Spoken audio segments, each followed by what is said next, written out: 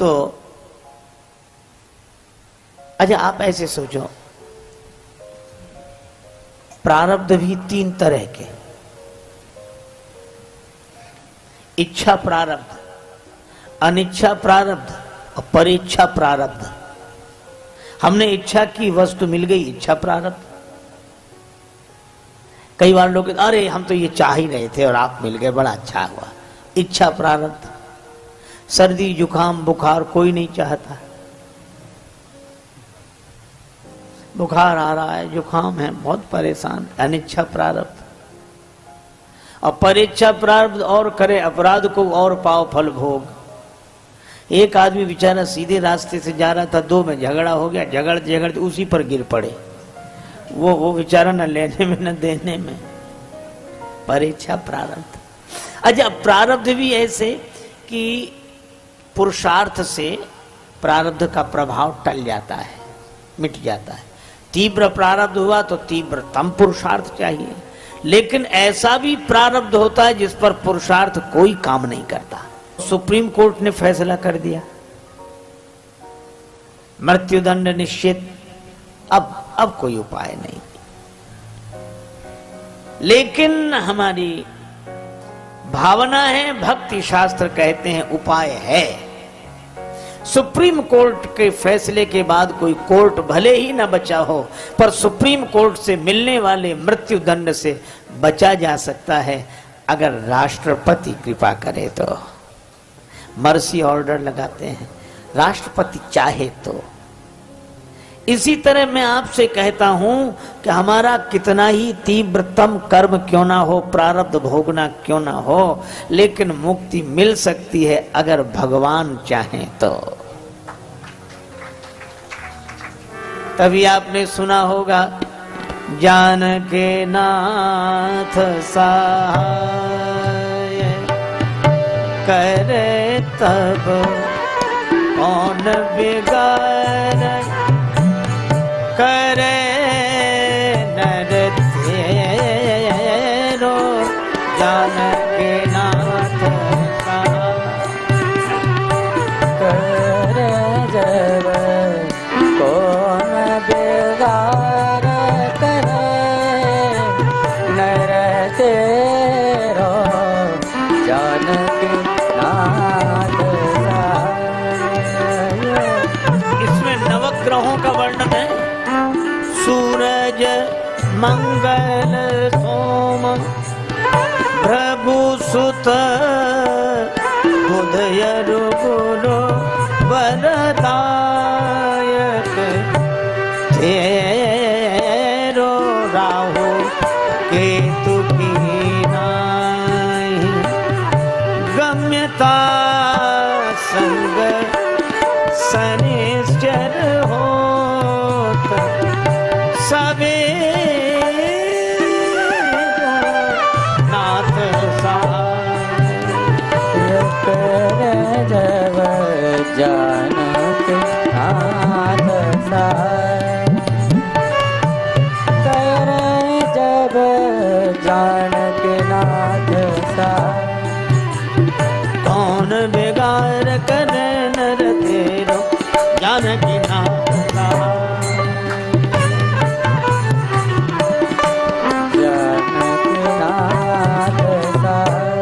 नवग्रहों का वर्णन है। श्री तुलसीदास जी कहते हैं, नवग्रह प्रतिकूल हो जाएं, परवाह मत करो। क्यों? नवग्रह से ऊपर भी एक ग्रह है। वह क्या? का नवग्रह से ऊपर है भगवान का अनुग्रह है। भगवान श्री कृष्ण भी यही कह रहे हैं कि कब तक जमुना जी की धारा में बहोगे, कब तक कामना कर्म फल भोग ये धारा निरंतर बहेगी। धारा में बहते जा रहे हो, धारा से लौट आओ। लेकिन धारा से हम लौटे कैसे? बह गए हैं धारा में। भगवान श्री कृष्ण कहते हैं कि धारा को उलट दो, लौट आओगे। धारा में न बहो, राधा राधा कह के मेरे पास आ जाओ। धारा में न बहो राधा राधा राधा कहकर मेरे पास आ जाओ, मैं निमंत्रण दे रहा हूं। भगवान श्री कृष्ण यमुना जी में के जल में खड़े हैं और हाथ से इशारा कर रहे हैं, आ जाओ आ जाओ, मैं कब से प्रतीक्षा कर रहा हूं, मैं तुम्हें अपने हाथों में उठा लूंगा, फिर कोई धारा तुम्हें बहा नहीं सकेगी। अब कुछ दिए तो बहते गए, इधर आए ही नहीं, और कुछ दिए भगवान श्री कृष्ण के पास आ गए। सक्र प्रपन्नाय तवास्मीति। एक बार कोई प्रपन्न होकर कह दे कि हम आपकी शरण में हैं, बस। अच्छा, शरणागत को बड़ा आनंद है। वैसे भी आप देखो, अगर आप पैदल पैदल चलो तो सड़क के 100 नियम हैं। बाईं तरफ चलो, आगे पीछे देखकर चलो, अरे नीचे भी देखकर चलो, केले का छिलका न पड़ा हो, तांगा बचाओ, साइकिल बचाओ, मोटरसाइकिल बचाओ, कितना झंझट, इन सबको बचाओ। और तो और पैदल चलने वालों तक को बचाओ। कई बार लोग सिर नीचा करके ही चलते हैं, किसी से भी टक्कर हो जाए। एक आदमी सिर झुकाकर चलता, किसी से भी टकरा जाता, और टकराने के बाद सिर उठाकर कहता बड़े गधे हो। लोग हंसते हैं कि ये कैसा आदमी खुद ही तो टकराता है और सामने वाले को गधा कहता है।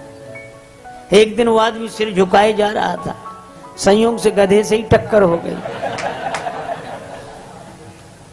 तो सिर उठाकर बोला बड़े, और जो देखा बोले अब आप तो आप ही हैं, अब आपसे क्या कहना।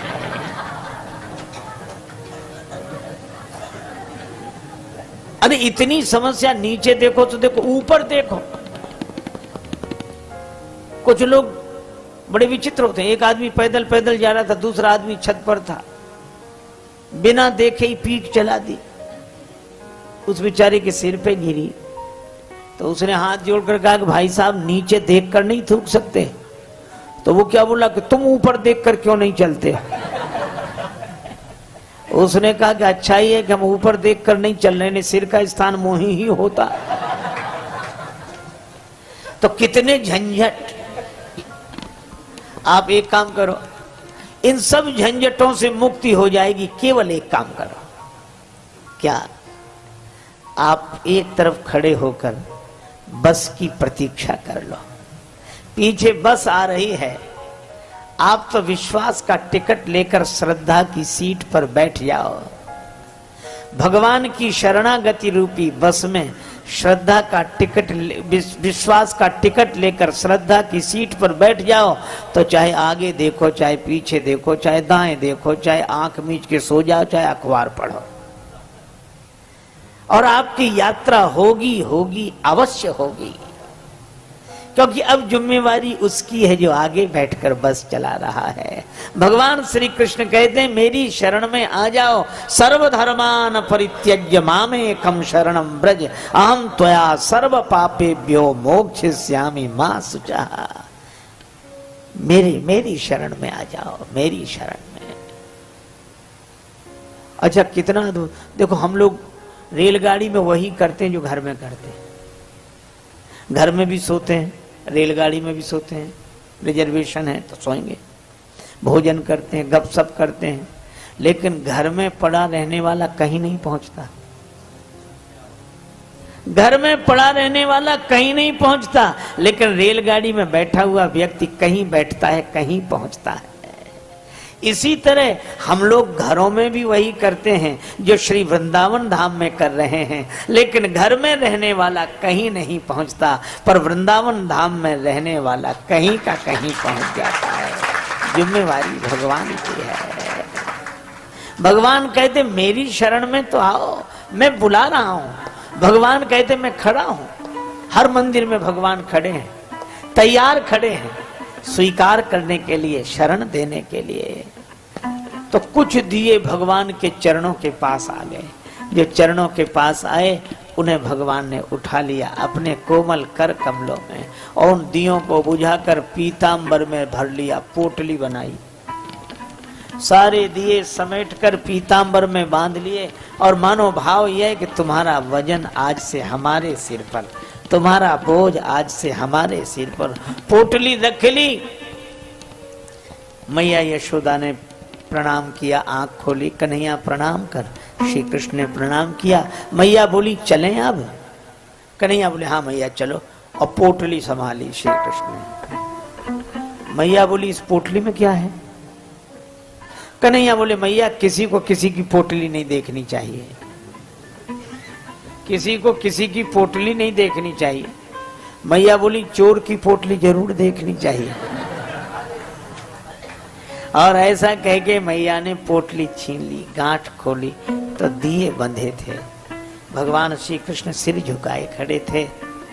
इनको क्यों बांधा? हमने तो बहा दिए थे। श्री कृष्ण ने कहा कि मैया लोग यही करते हैं, कर्म की धारा में बहाकर जीव को छोड़ देते हैं। ये तो बहते ही जा रहे थे, बहते ही जा रहे थे।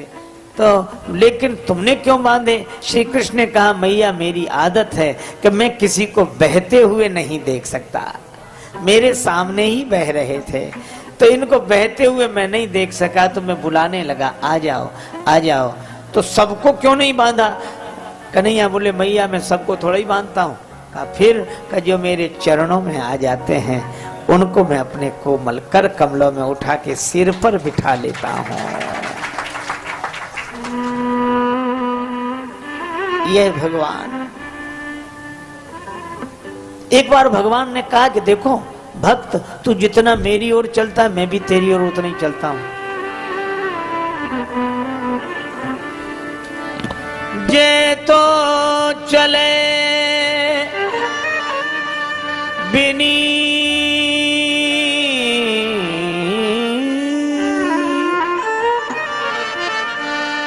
बिनीत तू जगत जी मेरी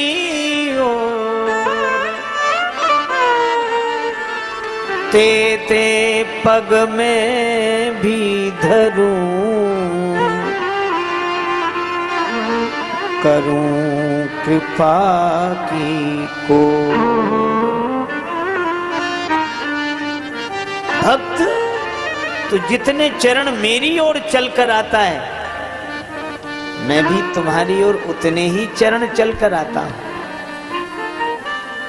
भक्त ने कहा तो बड़ी निराश घटना है यह, मैं 2-4 कदम कभी आपकी ओर चल पाता हूं तो क्या आप भी उतने ही कदम चलते हो?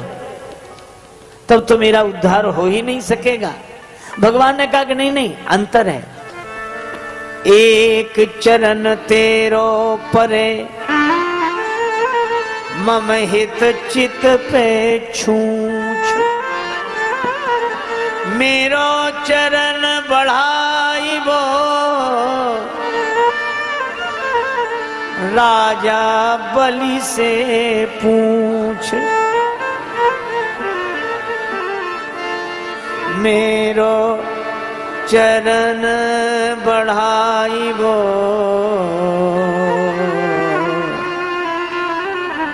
राजा बलि से पूछ।